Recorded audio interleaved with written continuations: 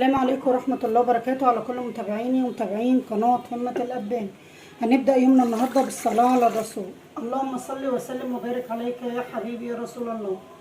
النهاردة هنعمل شوية قرص فلاح. جيبي نص كوباية مية دافية أو نص كوباية حليب، وانزلي عليهم بمعلقة كبيرة للخميرة فورية. انزلي بمعلقة كبيرة برضو لكل كيلو دقيق من السكر البودرة. انا هحط 3 معالق عشان عامله 3 كيلو من الدقيق. وهنزل بكوبايه كبيره من الزيت على سمنه، تحط نصها زيت ونصها سمنه حسب كميه الدقيق اللي هتعمليه. وادي الكوبايه التانية، انا حطيت كوبايتين كبار على 3 كيلو دقيق، نصهم زيت ونصهم سمنه. وهنزل بكوبايتين كبار من اللبن الرايب.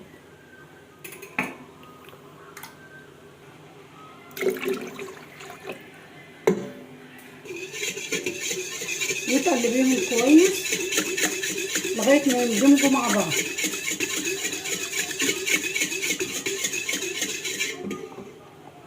وتحطي معلقه كبيره من الخل.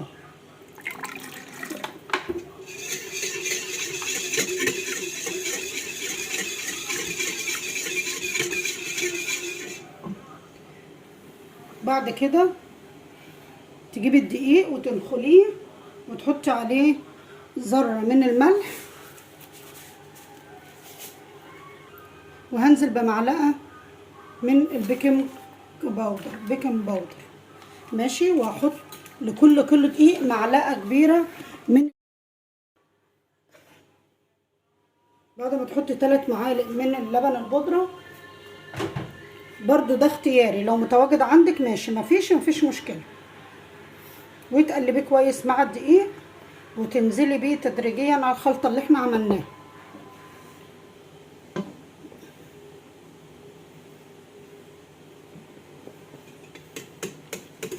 وتقلبي بقى بالراحه وتنزلي بغيره. بعد ما تقلبي العجينه كويس، انزلي بقى بكوبايه من الميه وقلبيهم. بعد ما عجناها اهو وجابت القوام ده معانا، تحطيها وتغطي عليها لغايه ما تخمر. وبكده بعد العجينه ما خمرت، مسكتها قطعتها كلها سوا واحد، وتجيبيها تروحي عامله فيها تجويف كده وحاطه فيها العجوه. انا جبت العجوه مع شويه سمسم وعملتهم في بعض. عايزه تعمليها ساده برضو مفيش مشكله. وترجعيها مكانها في الصينيه تاني وتتكي عليها كده بقى تفرديها، هتتفرد معاكي على طول.